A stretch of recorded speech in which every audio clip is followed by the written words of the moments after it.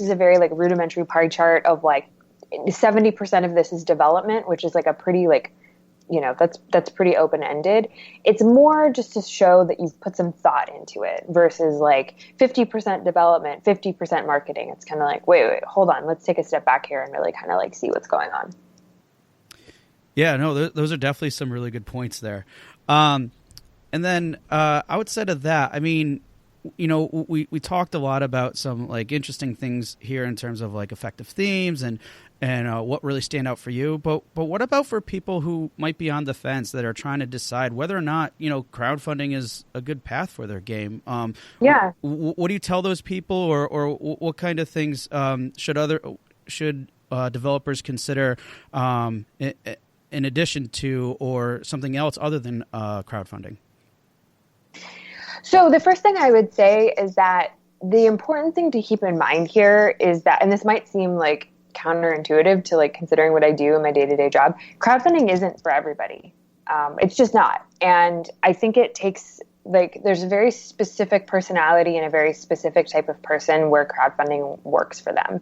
And that's like, I would say, if you are interested in doing it, you should do it, right? But if there's anyone that's like, I am not interested in crowdfunding, this is not for me, it's like too much, I have no interest in being a part of this, I don't ever want to like, I think it's okay to not pursue that. Like, that's totally fine. There's absolutely nothing wrong with that. But if you are sort of interested and you have questions, first of all, you can always reach out to me.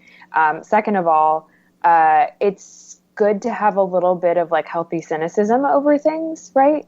But I think if you're in a place where you're like, I'm interested in doing this and I just don't even know where to start, the cool thing about Kickstarter, at least, is like you can just create a profile and you can just start building a page. I always tell pretty much every single creator that I work with to do that, because it's not that my intent is to have you like, I don't want to come at things from like a salesy sort of perspective, like, and then you can launch the project. Like, I don't think that's the right approach. I think that if you start creating the page, there's a couple things that'll happen. One, if you are thinking of doing it, and then, let's say that you have to delay, or like, a global pandemic happens and like you have to take a little bit of time, you still have the page built. And so rather than sort of like starting from square one, you can kind of come back and say like, great, okay, I can like refocus my efforts on this maybe in a couple months when things sort of settle down. Two, it can kind of highlight like holes that you've missed in sort of your entire process. So if you're like, wow, I really thought I had enough images, and then you start to kind of look at a Kickstarter page and you're like, wow, I do not have enough images for my game. It kind of like highlights, again, a couple holes that might be like missing within the story that you're trying to tell. And three, it's easy for me to visualize it a little bit more. Like, I get a lot of like pitch decks, which I'm like, I don't need your pitch deck. It's helpful and that's fine, and I don't mind getting them, but like it's not really helpful for me to see a pitch deck when like there's specific sort of things that I'm looking for from like my perspective as like a crowdfunding person. Awesome. No, that's definitely very helpful in terms of like, because I know some people out there might feel almost either pressured or potentially overwhelmed or whatever about the idea of crowdfunding, but just to look at it from that approach, I think is really helpful. Cool. Yeah. I mean, sorry, go ahead. Oh, no, I'm sorry. I was just I wanted to piggyback off of something that you'd mentioned earlier about like games as art and how the crowdfunding is really kind of like an extension of wanting to share your story. And I think from the perspective of cynicism, like, as someone who has kind of been on both sides of the coin, I've never really run a Kickstarter campaign, but having been a consumer and done some development work, I think there is just something to be said for kind of the benefit of being earnest, and I just really appreciate you mentioning that. Oh, yeah. Awesome. Cool. All right. Well, we covered a lot there, but I want to try to like shift gears a little bit where we can get into some common mistakes that people have, and I'm sure you've come across your share of some or whatever. But like, I guess a good way to start this off is sometimes a project can be a little bit too ambitious, and other times developers they underestimate the time needed to achieve certain feats. What are some of the most frequent mistakes you see with like those two things in mind? Oh, the biggest mistake is launching before you're ready. There's this like, I think that sometimes like we're just kind of our own worst enemy. And I think a lot of times people like, yeah, I think a lot of times people get this idea in their head that they're like, this was my target date and I can't deter from that date. And I get a little bit nervous when I hear that, because especially in video games, like I hate to say this and I hate to be like the bearer of bad news, but like you're going to have a development delay. That's just going to happen. And if you aren't sort of prepared and willing to kind of adapt to delays that happen, if you're like, this is the day for our Kickstarter to launch and we're not going to like, there's no sort of ifs, ands, or buts about it, no matter what, that raises a lot of red flags to me. But that's also like one of the biggest mistakes that I see. To kind of like add to that, what I also see a lot of people doing, and I understand why they do this, but I'll explain why it's actually not a good idea. I see a lot of people really determined to launch on like a Friday, a Saturday, a Sunday, or like a major US holiday. And I understand it's from the perspective of like, oh, well, if I launch on the weekend, everybody's at home. And if I launch on a holiday, everybody's like, everybody's at home.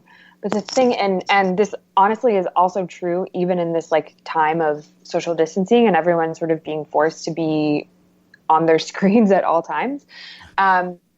People still like keep their weekends for themselves, like with their families, with their kids, with their, their partners, their parents, whoever is in their life that they just like need to like take a little bit of a break from the rest of the week for. So the numbers on Kickstarter are actually down on Fridays, Saturdays, Sundays, and any major US holiday. So we definitely tell people like, do not launch on those days. We have found weirdly that the best days to launch are Tuesdays and Wednesdays. Like your launch day is so important. I also see people ending on a Friday, Saturday, or Sunday, which we also like generally don't recommend. We've weirdly found that ending on a Thursday is the best day to end.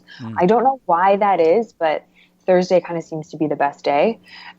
We also see like, I see a lot of people who like, they just don't have enough material to launch with, right?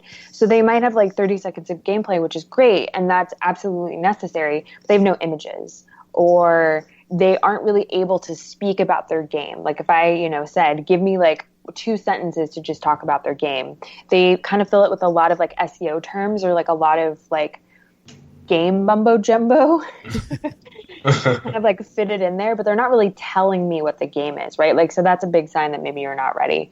And I think the absolute biggest mistake that I see is launching without a community. So launching without, getting that sort of hype and that excitement about the project. So again, a little inside baseball stuff here, but what we find from our end, and everybody has access to this when you launch a Kickstarter project when it's live, there's a breakdown in the sort of back end side of things. And what we see is about 30 to 34% of pledges come in through Kickstarter. So that's through like, just people finding the game on the site. There are a number of people who come back to Kickstarter just to back Kickstarter projects, right? Like the repeat backers, like there is a community that exists. But that 30 to 34% also does include, and I think people are always kind of shocked to hear this, that does include any sort of like promotions that Kickstarter is able to provide. So if we're able to get you in like a games newsletter, if we're able to get you on like the homepage or any other sort of features and things like that, 30 to 34% is pretty typical. Obviously that, numbers fluctuate, and this is like stats can kind of well all over the place. But 30 to 34% is pretty normal. But that means that you as a creator are essentially responsible for bringing in 65 to 70% of your community.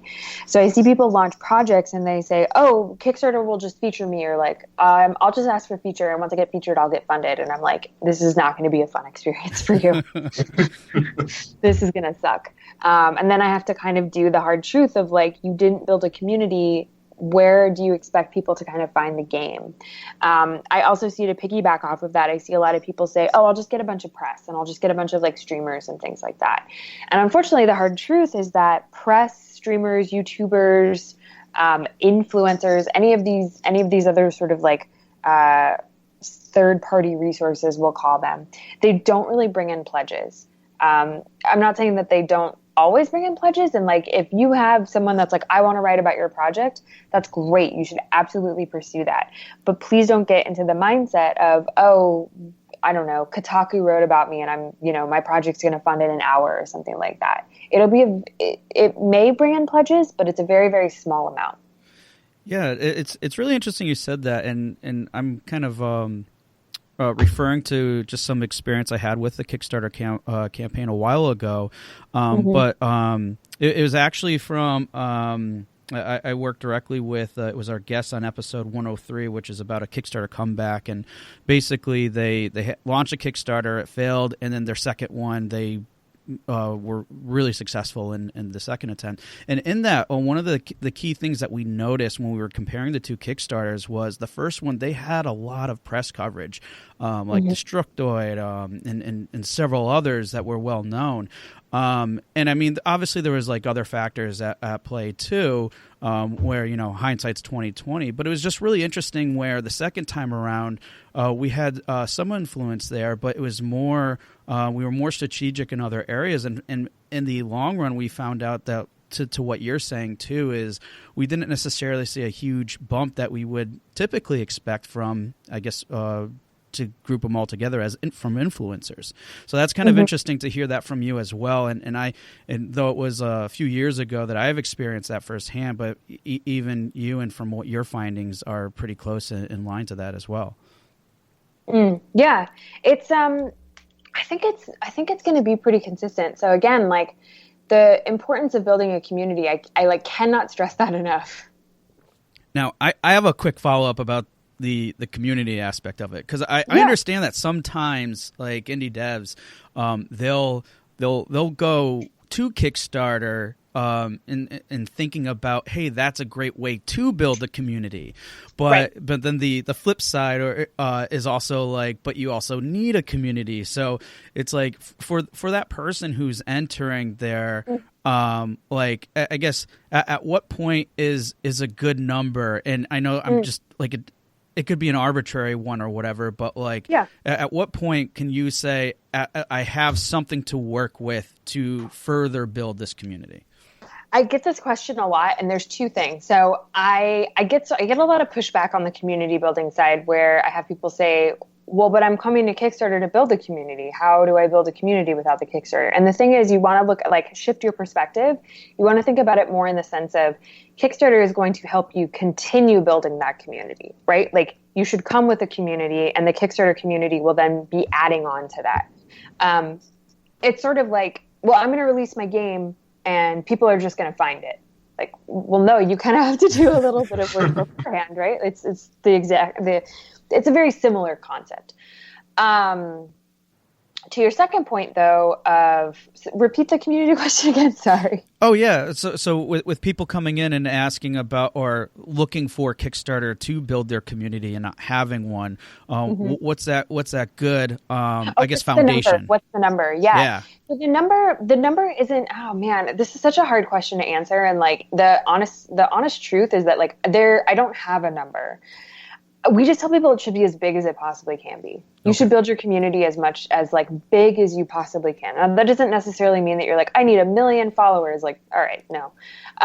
But like, if you have a sizable Twitter community, if you have a Discord community, those are the places that you should really be looking, or wherever your community exists. It doesn't necessarily have to be Twitter or Discord. If it's Facebook, that's great. If it's, other resources, that's awesome.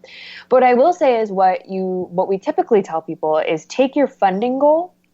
So let's just say it's 50,000, and divide it by what the core reward is going to be. And so that's just the game, right? So take a funding goal and divide it by, let's say, $20. I think that gives you 2,500. I'm going to double check this because I'm not great at math. So 50,000 divided by 20, 2,500. Yeah. So 2,500 people. So if you have 2,500 people, if you think about, okay, take everyone that's in your Discord, take everyone that's in your mailing list. And if you don't have a mailing list, you should have a mailing list. Take everyone from your Twitter, your Facebook, your friends, your family, like think about everybody that's kind of in your life. And if let's say that's like 4,000, you're in good shape. That's good. Yeah, no, that's I think that's awesome to, you know, be able to kind of like reverse engineer